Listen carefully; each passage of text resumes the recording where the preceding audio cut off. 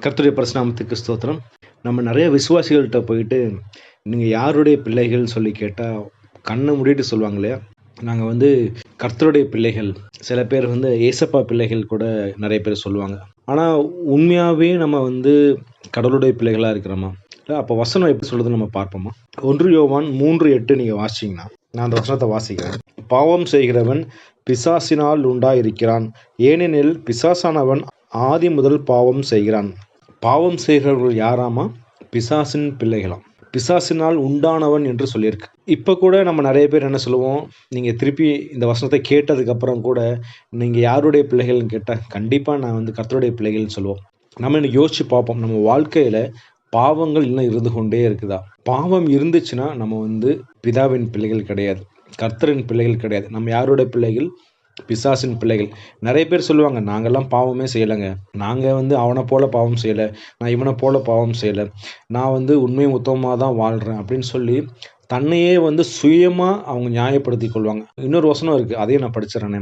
நீங்க 1 யோவான் 1:8 நீங்க வாசிச்சீங்கன்னா, "நமக்கு பாவம் இல்லை என்போமானால் நம்மை நாமே வஞ்சிக்கிறவர்களாய் இருப்போம். சத்தியம் நமக்குள் இராது." ஸோ நம்ம வந்து பாவி இல்லன்னு சொன்னாலே ஃபர்ஸ்ட்டு நம்ம என்ன பண்றோம்? நம்மளே நம்ம ஏமாத்திக்கிறோம். வந்து பிறக்கும்போதே நம்ம வந்து பாவத்துல தாங்க பிறந்திருக்கிறோம். இல்ல நம்ம வந்து பழைய மனுஷன், பழைய ஆதாமின் அந்த ரத்தம் உள்ள இருக்கிறனால ஆட்டோமேட்டிக்கா நமக்கு தெரியாமயே வந்து என்ன பண்றோம்? அந்த பாவம் உள்ள இருந்து கொண்டே இருக்கு. நீங்க ஒரு சின்ன குழந்தைகிட்ட பாருங்களேன். அந்த சின்ன குழந்தைகிட்ட போயிட்டு, அவ கையில இருக்கிற ஒரு சாக்லேட்டோ, ஒரு டாய்ஸோ நம்ம கேட்டா, ஏன் குடுக்க மாட்டேங்கிறாங்கன்னா, அந்த உள்ளுக்குள்ள வந்து அந்த சுயம் இருக்கு. அந்த பொருள் எனக்கு தான் வேணும். அது எனக்கு சொந்தம். நான் யாருக்கும் தரமாட்டேன். அப்படிங்கிற அந்த சுயம் வந்து உள்ள இருந்து கொண்டே இருக்கு. அதனால தான் நம்ம என்ன பண்றோம்? நம்ம பாவத்துல இருக்கிறோம் ஆக்சுவலா. ஸோ அந்த பாவத்துல இருக்கிறோம்னா, நமக்கு அது என்ன பண்ணணும் ஃபர்ஸ்ட்டு? அதுதான் ரொம்ப முக்கியம். நம்ம வந்து பாவத்துல இருக்கிறனால நம்ம யாருடைய பிள்ளைகளா இருக்கோம்? சாத்தானின் பிள்ளைகளா இருக்கோம். அப்ப நம்ம வந்து பிதாவின் பிள்ளைகளா மாறணும்னா என்ன பண்ணணும்? நம்ம பாவத்தை விட்டு வெளிய வரணும். அதற்கு என்ன பண்ணணும்னா, நம்ம இயேசு கிறிஸ்துவ சொந்த இரட்சகரா ஏற்றுக்கொள்ளணும். இயேசு கிறிஸ்துவ சொந்த இரட்சகரா ஏற்றுக்கொண்டா, அவர் வந்து என்ன பண்ணுவாரு? அவருடைய இரத்தத்தினால நம்ம பாவத்துலலாம் கழுவி நீக்கி சுத்திகரிப்பார். அதுதான் ரொம்ப முக்கியம். அதுக்கு நம்ம என்ன பண்ணணும்?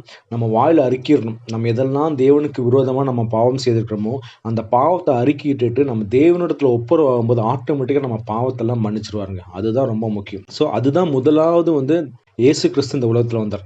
2வதா எதுக்காக இயேசு கிறிஸ்து இந்த உலகத்துல வந்தார் நீங்க பார்த்தீங்கன்னா, நம்ம முதல்ல வாசிச்சோம் இல்லையா? 1 யோவான் 3:8 நீங்க பின்பகுதிய வாசிச்சீங்கன்னா, பிசாசனுடைய கிரியைகளை அழிக்கும்படிக்கே தேவனுடைய குமாரன் வெளிப்பட்டார்.